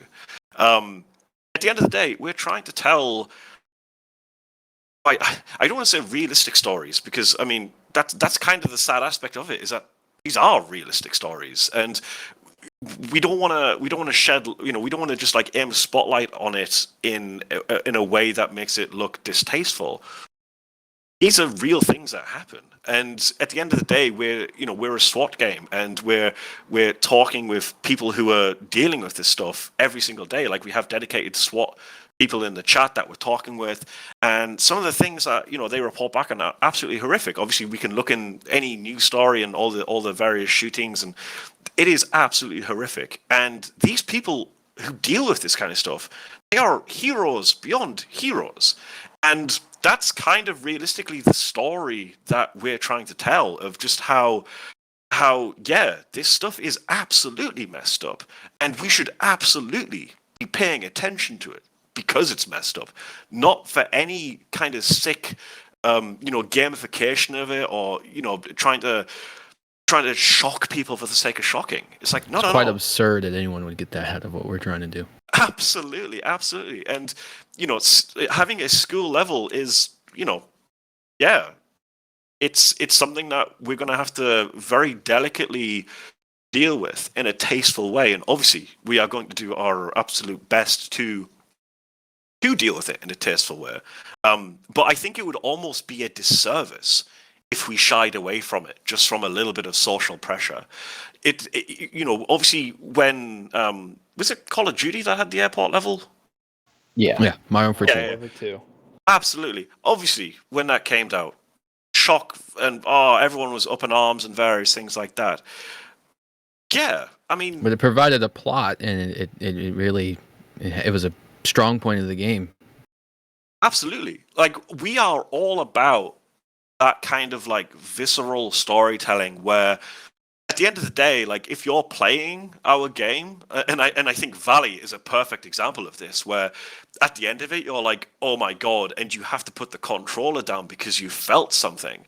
Yeah, that is what we are trying to achieve. Like, we want our players to feel something, and hopefully, like, in a we do better as people kind of way.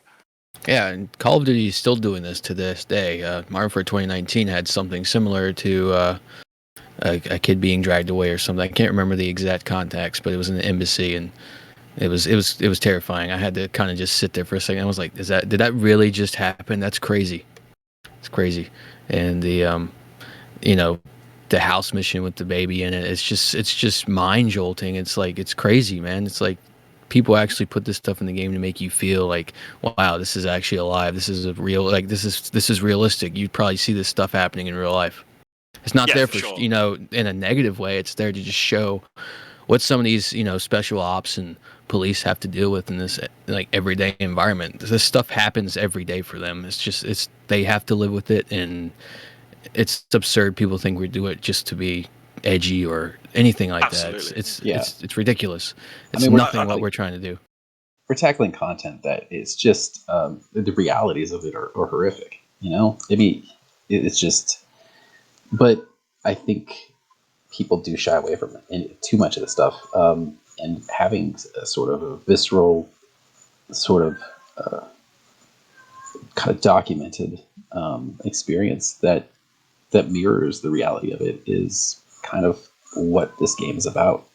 And whenever people want us to shy away from doing this or that, it just blows me away, because it's been the thing in movies for forever. I would say once it's not, he doesn't glorify it, but his stuff is visceral and brutal and real, and it just brings something to that experience that's not about being happy that you're seeing it, but it definitely elicits the response of the closest thing you can get to what it would be like to live it or experience it, and absolutely, and appreciate the horror of it, and that you don't have to actually experience those things. Exactly, and again, I'm so sorry for cutting you off. That's not my intention. No, you're fine. Sorry. I agree with everything that you're saying. And yeah, it's like, honestly, like, for me personally, it's like, I find it more offensive that it's like pretending that this stuff doesn't happen, rather than addressing it in a way. One key distinction that I would like to make, because I did bring it up with the whole Call of Duty airport thing, is like, I do understand the difference there. Is like, with that, like, the player was the perpetrator, like, they were actively doing that kind of stuff. But that's not at all what we're intending to do. We're there to resolve the situation. Yeah, and I think go ahead. That level in general is supposed to portray light on the bad guy in general. So I think that's why it's shown as you being the perpetrator. I don't think at all it was trying to be in a positive way. Yeah, for sure. I mean, Valley again. I keep coming back to that as a really good working example where I've had so many people approach me afterwards who have done a no-kill run and they've arrested everyone and they've been super lawful and dealing with it in a an amazing SWAT scenario, and then they see the basement and they're just like, oh my god, this is horrible. I just want to go upstairs and murder them all. And obviously, I'm not encouraging that by any means. But that reaction of, like, this is so messed up, I'm having a reaction to it. You want to think, like, the real life SWAT people who are dealing with this kind of stuff, they have to deal with that every single day. That And somebody has to go through those hard drives too. Think about that. Yeah. Somebody has to go through all of that and look at it and review it. It's disgusting. It's mind-boggling. Absolutely. And if we can make people better, like if people go, oh, playing this, playing our humble game, ready or not, made me want to be a better person because of how messed up humanity is, I will absolutely take that as a win. For sure. Absolutely. I will just say, like, the Uvalde footage that was kind of recently released definitely had a big impact on me. It was really difficult to watch. Yeah, agreed. Just seeing him actually, like, walk into the building was, Harrowing. chills. So yeah, like, again, right now, like, the school mission isn't, like, being actively worked on. I think it's still kind of in blockout. Yep. But we'll get to it eventually. And yeah, like, the story is still being kind of figured out for it, how to best handle its presentation and stuff. So Great. A lot of people have been asking about that, so it's great to hear a bit about it. Absolutely, yeah. I've got another question asking about the lobby as well. Sorry, I can't pronounce that. I'm terrible with different names. I noticed the lobby has some hidden rooms and offices. Will you guys be expanding the lobby? Originally, yes, that was the plan. We were going to expand it to do all kinds of different things, but we've changed our vision. We've changed what we want to do with the lobby, and as we mentioned before, we're just going to completely redo it. So everyone's going to get a brand new lobby with a ton of storyline, better layout, all these other new fancy features that we're trying to implement as well. The coffee machine staying? Yes, the coffee machine Absolutely. will still stay. Okay.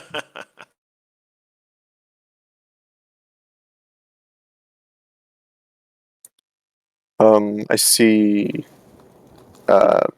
just one question that keeps coming up. This is for you, Mr. 3D. How can we expect the current maps to change, primarily outside entities such as static SWAT on Brisa Cove? Will they become more expressive, have dialogue with the player, etc.? Yeah, for sure. I mean, I suppose it's just kind of like this kind of gets lumped into the overall polish challenge of, yeah, we finish maps and we move on to other maps, but we never really stop working on anything, like I was saying before. So, yeah, all of this stuff is just going to get polished and refined, and anything that we can do to bring in more life, more movement, more realism, more interaction, absolutely. Yeah, we'll just keep going, kind of thing. Let me see. So I see a really good one here from Casual Sinner. What kind of accessibility features can we expect for Ron? Such as controller support, aim assist, subtitles, colorblind settings. I believe Users Point to The Last of Us 2 is an example of this doing well, doing accessibility correctly. This is absolutely something that we will look into. Keep in mind, everyone, we're still in alpha, and we've got a ton of stuff to do. We have already got this on the back of our minds that this is 100% something that we want to implement. We want everyone to enjoy the game, however it is that they, whatever support they need to enjoy the game. We will 100% be thinking about ways that we can, allow this to happen. 100%. Yeah, But I mean, yeah, we're still early days, so this stuff will come. But bear with us, everyone. Like this is like that stuff is a real challenge to implement because it does affect a lot of different things. Like we're thinking about like colorblind settings as a working example. It that can quite easily screw with gameplay, and it is something that we then need to kind of like implement, develop, bug fix, deal with very specific scenarios that cause problems and so forth and so on. yeah, I mean the other thing is there's so much about the UI that's in flux right now. I mean, colors and fonts they all could change because we are in alpha, and I don't really tackle that stuff until we're closer to the end because it needs to be solidified. Otherwise, I'll be constantly going back and have to adjust all of those things in addition to. And when anything can change on a dime right now, it's difficult. As like controller support, I don't like to make a single UI that'll just handle controllers and PC. I'm going to design for PC first, and then I'll design for controllers, so that because I'm just not a fan of the games that you could tell they made one UI to fit both, and they have to lead toward controllers. So you end up with this really big chunky UIs that just they look like they're made to be used on a TV 15 feet away. But they're all things that are definitely planned. Accessibility is key, but they've just got to come a little bit later. Yeah, for sure. We got another Loadout UI question from Casual Sinner again. Is there any progress on the ability to customize AI teammates visually? I mean, yeah, it's not intentionally left out as far as any game design order that I've seen. It's just, I mean, as people can see, it's still using the older UI because it's on a different system than Loadout itself. So that's one of the big things that's coming up is integrating it better in with the whole Loadout system, and then being able to have that be part of what's saved with Loadout presets. Yeah, that's very cool. Very cool. I've got one for myself here from I can't pronounce the other thing again. Sorry. Did you guys ever experience some copyright issues regarding some of the maps, especially since Hotel was based on the Millennium Biltmore Hotel? Yes. So this is something that with Nightclub we struggled with. I will hold in my hands and say I was a bit stupid. This was pure ignorance. It wasn't intentional or anything like that. Basically, the long and short of it was, and again, I'm kind of clarifying this because Kotaku took the wrong stance on this as well. Yeah, we had the nightclub called Prism. It was way too close to an already existing nightclub franchise called Prism, but spelled different logos. I thought that would be fine. It clearly wasn't fine, and I can kind of see that now in hindsight. That was a little bit stupid. And yeah, we were super quick to react with that as well. Like we obviously do not want to cause any friction with anyone, copyright or none. Like it's not our intention to upset anyone. So like straight away we were on that. We changed it all, and it was resolved within kind of 24 hours, kind of thing. I hardly even noticed it was gone. Like it took me it was fixed in a matter of seconds almost. Yeah, for sure. And again, it wasn't like we were trying to be cheeky or anything like that. It was honestly just a little bit stupid. It's just I was like, oh well, it's technically different enough, but I can definitely see why that would have been a problem. I don't think we were necessarily stupid. I just think it was unaware. Yeah, that's a better way of putting it. Yeah, for sure.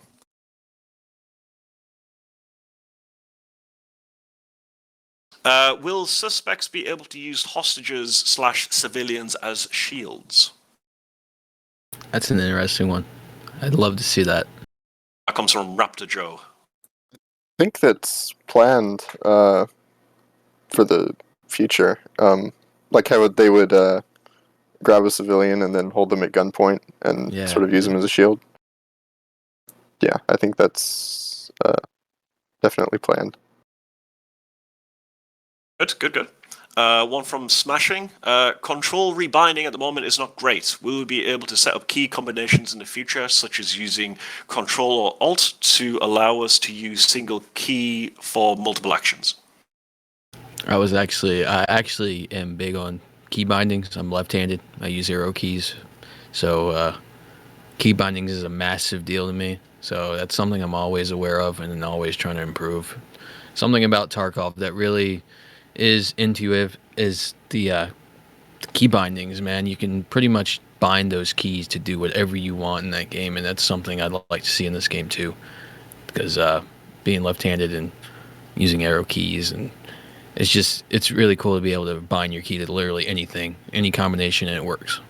Yeah, that's definitely something that I like to do too. I also like to provide the ability to have actions that aren't necessarily bound, but you can bind them separately rather than having toggle options. So these games will have like a hold crouch or toggle crouch as a separate option, but I'd like to rather have it be separate binds if you wanted them to be. So you can have a bind for crouch and a bind for toggle crouch to use interchangeably. It's things like that. Just haven't gotten to that part to kind of do things in sections. So loadout took priority, then we're going to do planning. But it's always, every time I open up the settings menu, I'm like, I got to address this. I want to take it on. That'll Sweet. probably be along with the main menu pass. Yeah. I'm just running away with the questions here because there's so many interesting ones that I really want to answer. I've got one from Neovox. Sorry if I said that wrong again. How does Void Interactive organize? Do you use something like Trello? That's a really good question. I like talking about sort of like the production of games. It's I know a lot of the people who play the game are not just gamers. Like people are in the industry or wanting to get into the industry or even making their own games themselves. So I always like to talk a little bit about this kind of stuff. Yeah, we use Trello. We don't use it exclusively, but for instance, I use Trello when I'm communicating with the outsourced teams because I find it like a really useful way of having like an in progress tab and what's finished, and we can just like throw pictures in and have like a checklist. Super easy, super flexible. So I use that for the outsourced guys. We also primarily speaking, we just do everything on Discord. It's as far as like game production goes, we don't use anything like Jira or anything like that, which is obviously one of the big staples of game development, or Shotgun or anything like that. Primarily speaking, because we are such a small team, if anything goes wrong, we usually know about it. It's not like it's getting lost within hundreds of people and we're getting held up for production, or the game's not so expansive that there's a million billion different bugs. Yeah, things do go wrong, of course, but we're usually just like, hey, like, Mark, there's a hole in the level, go and fix the hole in the level. So I go and fix the hole in the level. So it's like super streamlined. Now don't get me wrong, this is not how games are meant to be made. Like this is a very, very well-oiled cog like machine that we have right now. We've used different things. Another one that we use is Notion. We use that a lot for like the story-based stuff. So that's kind of like a repository of kind of like any information that we'd need on the game. So it's like, these are the feedback of the level. This is like the main story of the level. These are like things that we want to introduce into the level, and it's more like a board for discussion points. Yeah, like my time being here, we've gone through a couple, work boards, and usually it just ends up falling back on Discord because it's just easier. And making use of Discord's thread system they just added not too long ago is something we utilize as well. Sometimes these boards and these workflow websites can get a little confusing, and I find myself not liking them as much as when I can just go in Discord and see my work assigned right there. Yeah. Oh, for Notions, sure. Yeah. Notions is good for like issue squashing, so we'll get like a list of issues or something along those lines. But overall, it's just sort of planning stuff, very basic outlines. We also use, Workflowy to just quickly brainstorm and lay out some things. But it's just sort of like a combination of all those things held together through the Discord chat. And we'll just kind of link to something really quick if we would need a little bit more documentation or collaboration on it. I see a lot of questions about regarding AI and stuff. So, like, I'd just like to touch on, like, for the SWAT and the suspects and stuff. SWAT we're looking into, definitely. We're looking to improve them for next update. So we're trying to get them to be a bit more autonomous, so you don't have to like micromanage every single thing they do. So they'll sort of do some things on their own, like, you know, clearing evidence and stuff for you, I think. And, you know, they won't enter rooms backwards anymore, hopefully. You know, just looking to refine them a bit more. Same for suspects and civilians. Civilians right now, they just kind of stand in one place and freak out. And so we kind of want them to have a bit more character.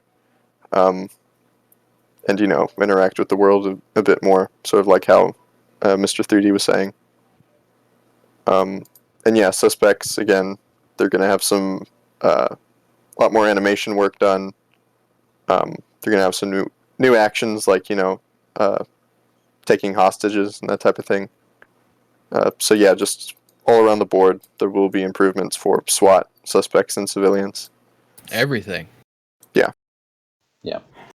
Awesome. Well, I think it's sorry. I think it's about time we start Okey-dokey. winding this down a little bit. No, I think that's solid. I almost saw 2-hour mark. Yeah. I don't know if you guys want to give any final remarks or anything. I would like to shout out Casual Center for throwing out so much, you know, interesting questions, well structured, and I'd like to shout out to the mod team and the community managers for dealing with the stuff they have to deal with. They got so much to deal with, as much as we do on the game. So huge shout out to those guys to doing what they do.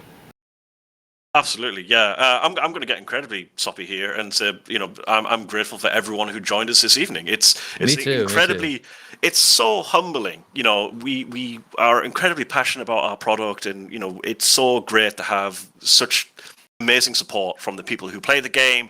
At the end of the day as well, like, you guys are also doing your equal part in the development. Like, everything that you find that's wrong with the game, we're actively fixing it and listening, and we're very much a game made by people for the people kind of thing. So I just want to say a big thank you to everyone who's been a part of the Ready or Not journey so far.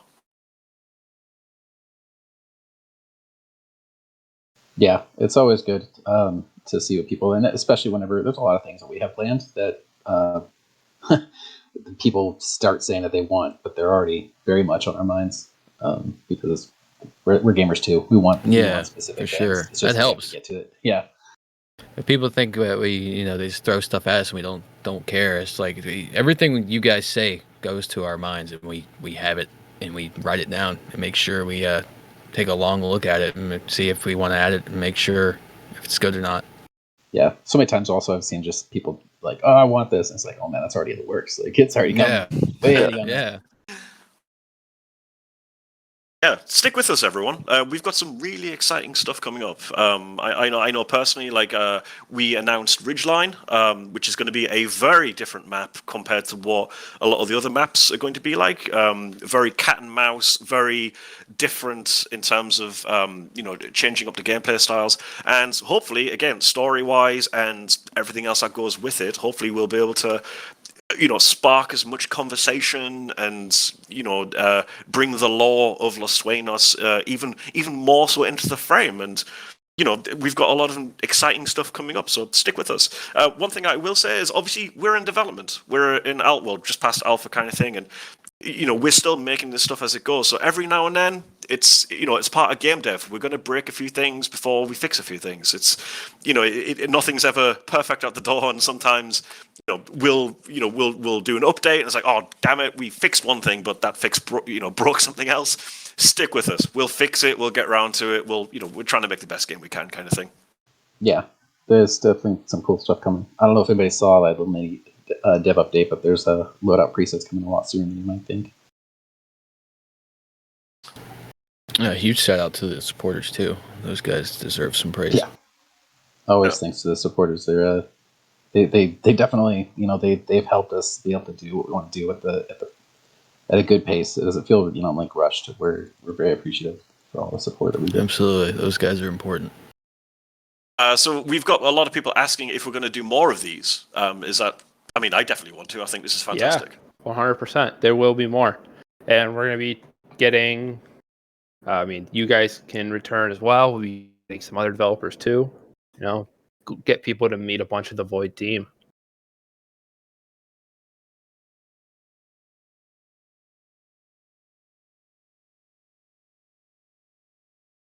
So it has been great, everyone. Thank you for joining, guys. Thank you for joining community as well. Thank you for all the questions. And it's been great. We will definitely do more of these. Amazing. Thank you, everyone. Thank you so much. Yeah. Thank you all. Thanks, guys. Have a great day. Bye. Hi, dudes. Bye-bye.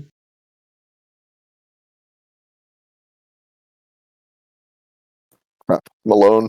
Oh no! Help!